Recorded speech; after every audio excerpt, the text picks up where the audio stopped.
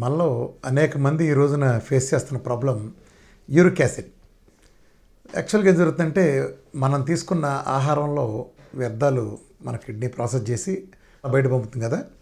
ఒక్కోసారి కిడ్నీ సరిగ్గా పనిచేయనప్పుడు కొన్ని వ్యర్థాలు రక్తంలో మిగిలిపోతాయి. అది యూరిక్ యాసిడ్ అందులో ఒకటి ముఖ్యంగా చెప్పుకోవచ్చు. ఇది బిగినింగ్ ఎక్కడ ఉంటుందంటే చాలామంది అబ్జర్వ్ చేయరు, కానీ వాళ్ళకి ఎప్పుడో కాల్లో బొటన వేలు దగ్గర ఆ జాయింట్ల మధ్యలో చిన్నగా వాపులాగా ఇన్ఫెక్షన్ లాగా నొప్పిలాగా వస్తుంది.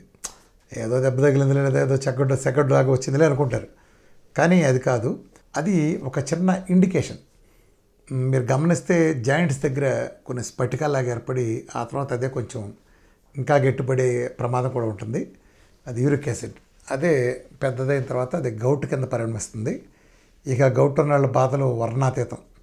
జాయింట్లన్నీ ఎక్కడికక్కడ బీసుకుపోయి చాలా ఇబ్బంది పడుతూ ఉంటారు బేసికల్గా. సో దీనికి ఏంటి పరిష్కారం? యూరిక్ యాసిడ్ వస్తే మామూలుగా మన వాళ్ళంతా లాంగ్ టర్మ్ మెడికేషన్ వాడతారు. ఇది ఎక్కువ ఎవరికి వస్తుందంటే కొంచెం నీళ్లు తక్కువ మోతాదులో తీసుకునే వాళ్ళు ఒకళ్ళు. రెండోది కార్డియాక్ సంబంధించి ఎకోస్ప్రిన్లు వాడుతూ ఉంటారు. ఎకోస్ప్రిన్లు వాడేటప్పుడు ఆ మందు తాలూకు సైడ్ ఎఫెక్ట్ కూడా బాగా వస్తుంది, మీరు గమనించండి. అలానే డయాబెటిక్, హైపర్ టెన్షన్ ఉన్న వాళ్ళకి, గుండె జబ్బులు సమస్యలు ఉన్న వాళ్ళకి, వీళ్ళకి యూరిక్ యాసిడ్ సమస్యలు ఎక్కువగా ఉంటాయి. సో ఈ యూరిక్ యాసిడ్ మూలన ఒక్క రాళ్ళు ఏర్పడటం లాంటిదే కాదు, అది లివర్ మీద, అట్లనే గాల్ బ్లాడర్ మీద, గుండె మీద కూడా అది ప్రభావం చూపిస్తుంది. కాబట్టి యూరిక్ యాసిడ్ని కంట్రోల్లో ఉంచుకోవడం చాలా అవసరం. బేసికల్గా ఏంటంటే మన ఆహార పదార్థాల్లో గ్రీన్ టీ ఒకటి బాగా పనికొస్తుంది దీనికి కంట్రోల్ చేయడానికి. రెండోది అతి ముఖ్యమైనది ఏంటంటే, మీ అందరికీ ఇన్నాళ్ళు అది వస్తే ఏదో 40 mgనో 80 mgనో ట్యాబ్లెట్లు వేసి అలా గడిపేస్తూ ఉంటారు. సో అవసరం లేదు. చక్కటి ఒక న్యాచురల్ ఇంటి చిట్కా ఒకటి ఉంది. ఇది ఎక్కువ మందిలో అంటే 100కి 80 మందిలో అద్భుతంగా పనిచేస్తుంది. ఓ 10 మందిలో యావరేజ్గా పనిచేస్తుంది, 10 మందిలో పనిచేయదు. 80 మందికి అయితే గ్యారంటీ 100% పనిచేస్తుంది. ఏంటంటే అది జాగ్రత్తగా గమనించండి. ఇప్పుడు నేను చెప్పే ఫార్ములా, ఒక లేత సొరకాయ తీసుకుని సుమారు ఎంత సైజు తోలుతో సహా, తోలు తీసేమాకండి. కొంతమంది మేము వడకట్టామండి, సూపు చేసేవండి అంటారు. అలా ఏం చేయకూడదు. కాయ గింజలతో సహా, తోలుతో సహా తీసుకుని మెత్తగా మిక్సీలో కొట్టేయండి. మెత్తగా పేస్ట్ లాగా అవుతుంది. ఒక కాఫీ కప్ సైజ్ తీసుకోండి. మీకు సుమారు అది మామూలుగా అయితే ఆడాళ్ళలో 6+ చిల్లరను, మగాళ్ళలో 7 అలా చిల్లర ఉండాలి. అది మ్యాక్సిమం లిమిట్. 8, 9, 10, 14 ఇలా అయినప్పుడు ఏం చేస్తారంటే, అది దాటినప్పుడు మీరు ఆ ఒక్క కప్పు చొప్పున మీరు తీసుకున్న రోజుల సంఖ్య పెరుగుతుంది. సుమారు ఒక 2 వారాలు కనుక తీసుకుంటే 80% మందిలో అసలు అడ్రస్ ఉండదు. ఏ 3-4 దెబ్బ పడిపోతుంది. ఏ 14-15 యూరిక్ యాసిడ్లు, 20 యూరిక్ యాసిడ్ కూడా దెబ్బ పడిపోతాయి. యూరిక్ యాసిడ్ మన ఈ సొరకాయ వైద్యం ట్రైగ్లిజరైడ్స్ మీద కూడా ప్రభావవంతంగా పనిచేస్తుంది సేమ్ టైం. సరే, ఇది సొరకాయని అందరూ ఆ తోలుతో సహా తీసుకోండి. ఆ లోపల ఉన్న గింజలతో సహా ఏం ఫిల్టర్ చేయడం లాంటి చేయొద్దు. అట్లనే ఇంకా గ్రీన్ టీ కానీ ఇలాంటివి కూడా అద్భుతంగా పనికొస్తాయి. ముఖ్యంగా ఊబకాయం ఉన్నాళ్ళు మనం చాలా జాగ్రత్తగా ఉండాలి. ఊబకాయం ఉన్నాళ్ళు దీంతో ఎక్కువ సఫర్ అవుతారు. కాబట్టి ఊబకాయం, డయాబెటిక్, బీపీ, గుండె సంబంధించిన సమస్యలు ఉన్నాళ్ళు దీంతో బాధపడతారు. కాబట్టి మీరు వీటిని తగ్గించుకోవాలంటే ఈ ప్రపంచంలోనే నెంబర్ 1 మార్గం ఏంటంటే మన డైట్.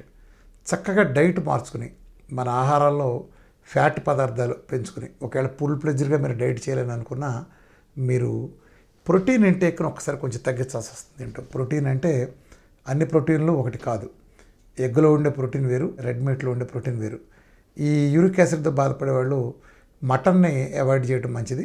అవాయిడ్ చేసేసి రెడ్ మీట్ లాంటి దంచులకి ఎక్కువ వెళ్ళకుండా ఏదైనా కొంచెం తింటే ఓకే. ఎగ్ అనేది బాగుంటుంది కాబట్టి ఎగ్ ప్రోటీన్ని మీరు బాగా బలంగా తీసుకోవచ్చు. ఎగ్లో ఉండే ప్రోటీన్ వరల్డ్ రిచెస్ట్ ప్రోటీన్ అది. సో ఎగ్ మీరు తీసుకుంటే ఏం కాదు. అట్లనే పాలక్ కానీ, పన్నీర్ కానీ, మటన్ కానీ, రొయ్యలు కానీ ఇలాంటివి మీరు కొద్దిగా తగ్గించుకోండి. ట్యాబ్లెట్లు, మెడికేషన్ కూడా అవసరం లేదు. మీరు సొరకాయ వైద్యం కనుక తీసుకుంటే మన డైట్ చేసేటప్పుడు కూడా మన డైట్లో కూడా చక్కగా తగ్గిపోతుంది. ఎందుకంటే మన డైట్తో ఒబెసిటీ మెయిన్ అడ్రస్ అవుతుంది. అలానే డయాబెటీస్, బీపీ, హైపర్ టెన్షన్లు, వాటి కూడా మందులు అయిపోతాయి. కాబట్టి మీరు చేయండి. అట్లనే మీరు ఎకోస్ప్రిన్ లాంటివి మీరు వాడుతున్నప్పుడు మీరు చాలా జాగ్రత్త పడండి. ఎకోస్ప్రిన్ వాళ్ళు చెక్ చేసుకోండి. యూరిక్ యాసిడ్ లెవెల్స్ ఉన్నప్పుడు వాళ్ళు మరింత జాగ్రత్తగా ఉండాలి. నీళ్లు బాగా తీసుకోవాలండి. ఇది ఏంటంటే యాక్చువల్గా మనం నీళ్ళు అలవాట్లో పడిపోయి రొటీన్లో ఎక్కువ నీళ్ళు తాగం. మీరు రోజువారీగా విధిగా ఒక 3 నుంచి అట్లీస్ట్ 3, 4 అయితే మరీ మంచిది, 5 అయితే ఇంకా మంచిది. అలా తీసుకోగలిగితే బాగా ఊబకాయ ఉన్న వాళ్ళైతే ఇంకా ఎక్కువ వాటర్ తీసుకోవాలి.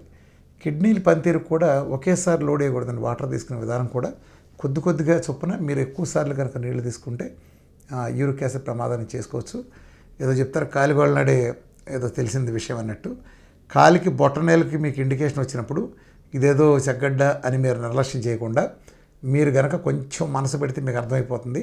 దాని మూలం ముందుగానే కొన్ని సంవత్సరాల ముందుగానే ఆ బీజం సిమ్టమ్ మీకు తెలిసి ఉంటుంది. సో ఆ దిశలో కనుక జాగ్రత్త పడితే మీ జీవితంలో గౌట్ అనేది రాదు. ముఖ్యంగా మన డైట్ అద్భుతంగా పనికొస్తుంది.